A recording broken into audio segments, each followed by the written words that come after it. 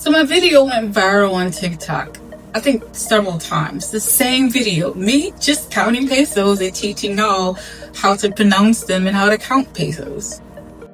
Hola amigos, me llamo Shai. Bienvenida a mi canal.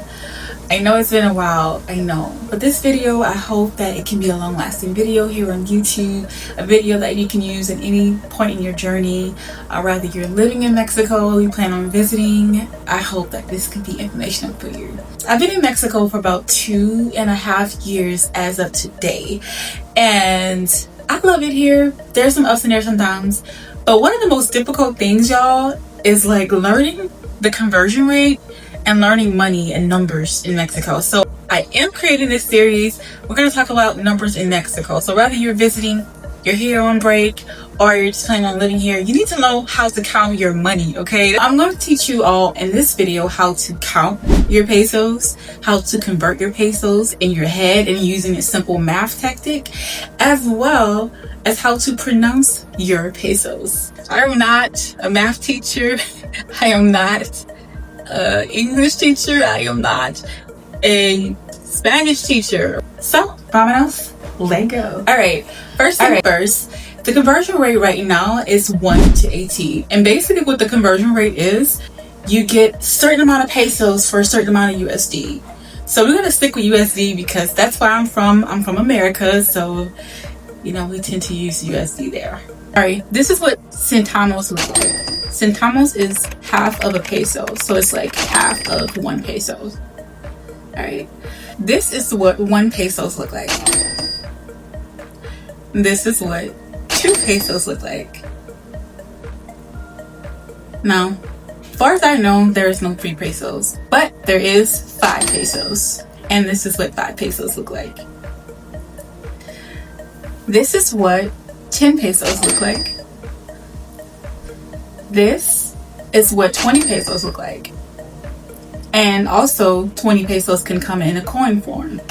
So sometimes you think somebody's cheating out your money and it's a whole it's a whole 20 peso coin. It looks similar to the 10 peso, so you got to be careful not to accuse people. You know, check the coin to make sure it's 20 pesos instead of 10. So yeah, this is what 50 pesos look like. And this is what 100 pesos look like. The next bill will be 200 pesos. And the next one will be 500 pesos. The next one will be 1,000 peso, mil peso. There are some exceptions to like the art of the bills. I, for the most part, have seen that the coins are consistent for what they look like, and the artwork the same, but the bills can vary in different colors. When you look up and you check $100 bill in the USA, you can do that here as well with the currency here. Most people do it with the 500 peso or 1,000 mil peso. Now I'm going to talk about how to pronounce them correctly, starting from the least to the greatest amount of money. First one is we have centavos, which is the half peso. Second, we have 1 peso, un peso, or uno peso. Next, we have 2 pesos, dos pesos. Next, we have 5 pesos, cinco pesos. Next, we have 10 pesos, 10 pesos. Next, we have 20 pesos, 20 pesos, 20 pesos. Next, we have 50 pesos, 50 pesos, 50 pesos. Next, we have 100 pesos, which is pronounced 100 pesos, 100 pesos. Now, if you have 200 pesos, you might already know this one. You have 200, 200. 200 is 200 pesos. Next, we have 500 pesos. So 500 pesos is pronounced 500. And then a mil peso is pronounced mil pesos. Well, 1,000 pesos is pronounced mil pesos. And if you get stuck for some reason and you just forget how to pronounce pesos, Not to worry, because I'm going to show you guys actual money from Mexico, so you can see what it actually looks like. One thing I have learned is that on the back of the bill,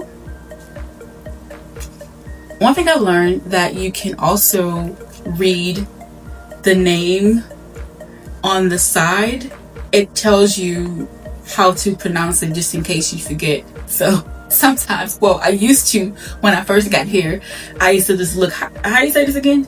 Quinientos. Okay, all right, just look there if you have problems with, you know, pronouncing it. And also you can like go to the sky. You'll see people do that with 500 pesos, and they're like, is this real?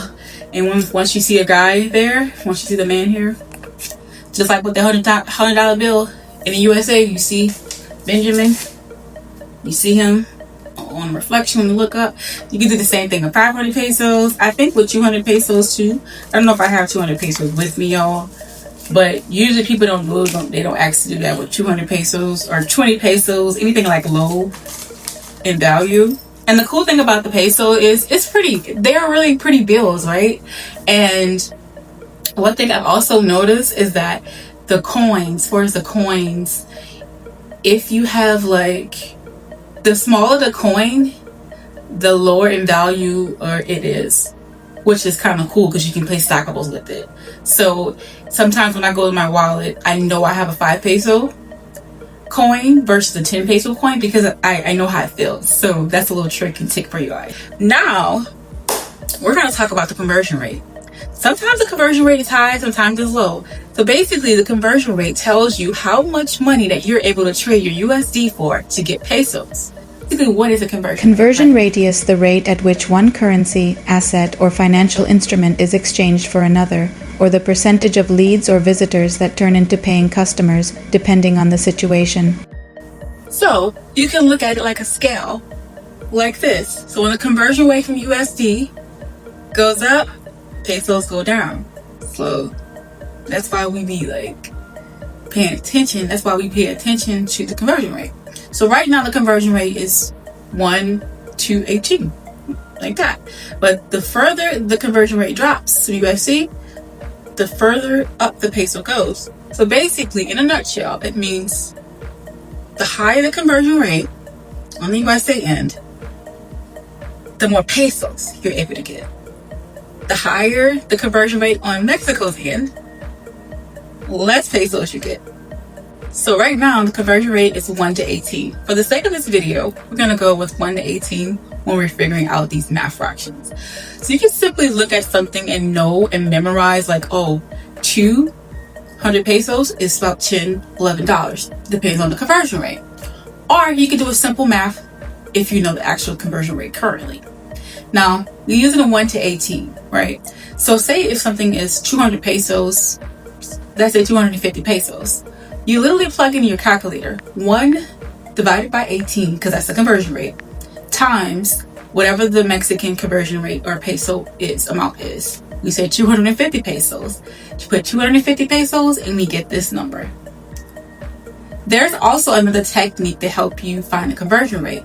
Now, if you are an iPhone user and you have an iPhone, you probably didn't know that your calculator can also be used as a converter. Let's do some practice problems just to make sure that you know how to count your money. So you're in a little tienda in Mexico and you go buy some groceries, you know, some eggs, bread, maybe you pick up a bottle of wine, and maybe you pick up some limes and some margarita mix pots and make some tacos and things like that. All right, and your total came to be 389 pesos. So the cashier tells you 389. You hand the cashier 500 pesos. How much change are you getting back? Pause the video here if you don't want to spoil it. So if you said 111 pesos, you are correct. So you'll get 100 peso, most likely, or 500 or 250 pesos, and you would get one of these and one of these, 11. So you'll get 111 pesos. right? So I hope we pretty much get the gist of how to count our money, y'all. That's pretty much it. Thanks for watching. Please make some comments down below. Subscribe to the channel if you are into me talking about Mexico and other things as far as art, fashion, and all of that good stuff. And yeah, I appreciate y'all watching.